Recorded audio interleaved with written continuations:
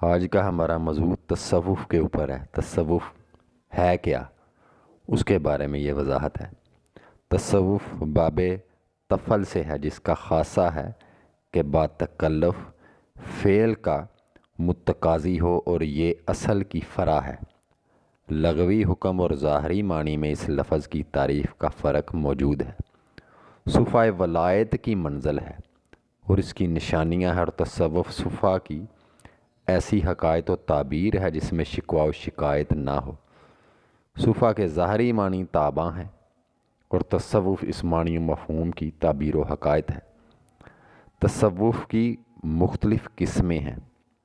تصوف کے ماننے والے اور اس پر عمل کرنے والوں کی 3 قسمیں ہیں۔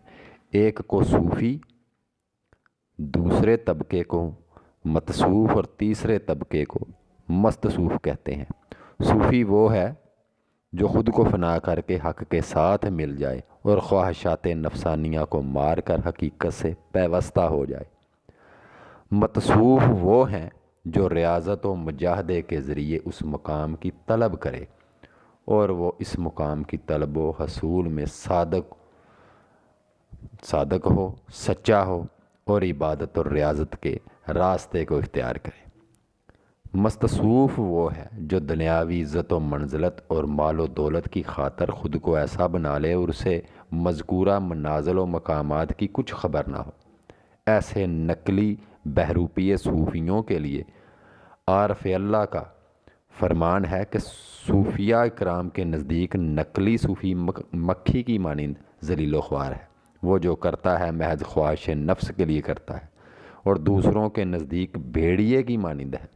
جس طرح بھیڑیا اپنی تمام قوت و طاقت مردار کے حاصل کرنے میں صرف کرتا ہے، یہی حال اس نقلی صوفی کا ہے۔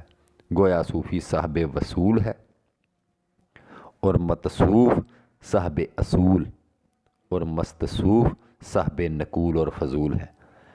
جسے وصل نصیب ہو گیا، وہ مقصود کو پانے اور مراد کو حاصل کرنے میں اپنے نفسانی قصد و ارادہ سے بے نیاز ہو گیا، اور جو منزل اصول کا نصیبہ ور ہو گیا، وہ احوال طریقت پر فائز اور لطائف معرفت پر مستحکم ہو گیا۔ اور جس کے نصیب میں فضول ہے اور وہ صوفی ہے، وہ حقیقت و معرفت کی منزل سے محروم رہ کر محض رسم و رواج کی چوکھٹ پر بیٹھ گیا ہے۔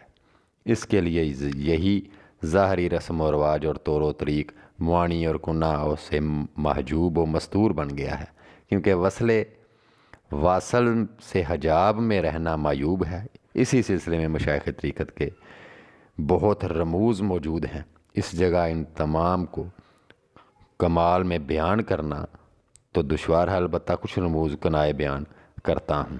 حضرت ذوالنون مصری رحمۃ اللہ علیہ فرماتے ہیں کہ صوفی وہ ہے کہ جب بات کرے تو اس کا بیان اپنے حال کے حقائق کے اظہار میں ہو۔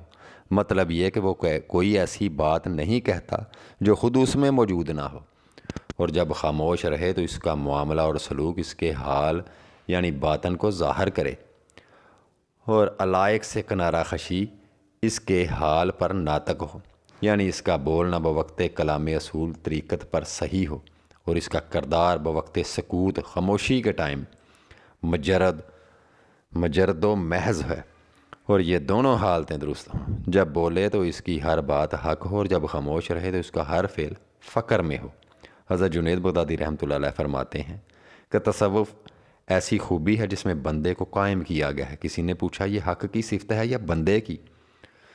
تو حضرت جنید بغدادی سرکار نے فرمایا کہ اس کی حقیقت حق کی صفت ہے، اور اس کی ظاہری رسم و حالت بندے کی صفت ہے۔ مطلب یہ کہ اس کی حقیقت بندگی کی صفت کی فنا چاہنا ہے، اور صفت بندگی کی فنا حق کے ساتھ بقا کی صفت ہے، اور یہ صفت حق ہے، اور اس کی ظاہری رسم و حالت بندے کی دائمی ریاضت اور مجاہدے کی مقتضی ہے، اور دائمی مجاہدہ یہ بندے کی صفت ہے۔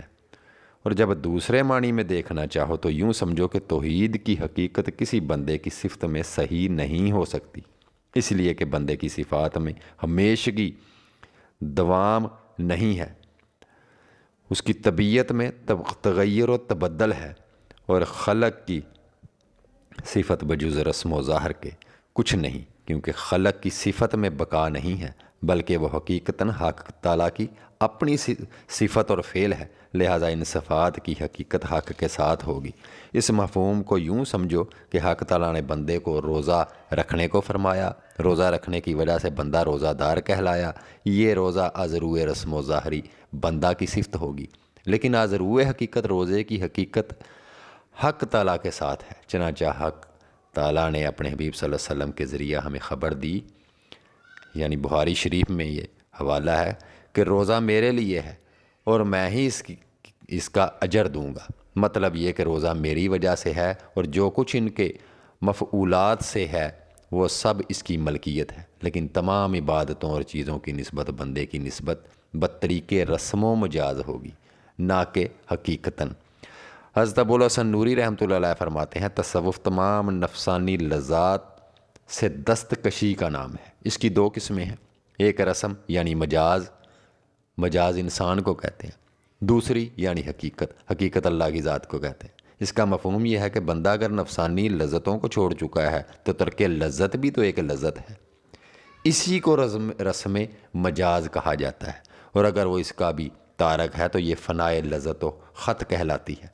اس معنی کا تعلق حقیقت و مشاہدے سے ہے، لہٰذا ترک لذت بندہ کا فعل ہے اور فنائے لذت حق تعالیٰ کا فعل ہے، لہٰذا بندے کے فعل کو رسم مجاز اور حق کے فعل کو حقیقت کہا جائے گا۔ اس قول سے پہلا قول جو حضرت جنید بغدادی رحمۃ اللہ علیہ کا ہے خوب واضح ہو جاتا ہے۔ حضرت ابوالحسن نوری رحمۃ اللہ علیہ کا فرمان ہے کہ صوفیہ اکرام کا گروہ وہ ہے جن کی زندگیاں قدورت بشری سے آزاد اور آفت نفسانیہ سے پاک اور صاف ہو کر آرزو اور تمناؤں سے بے نیاز ہو گئے، یہاں تک کہ حق تعالیٰ کے حضور بلند درجے اور صفت اول میں احرام فرما ہے اور ما سوا اللہ کے سب سے قطعاً کنارہ کش ہو چکے ہیں۔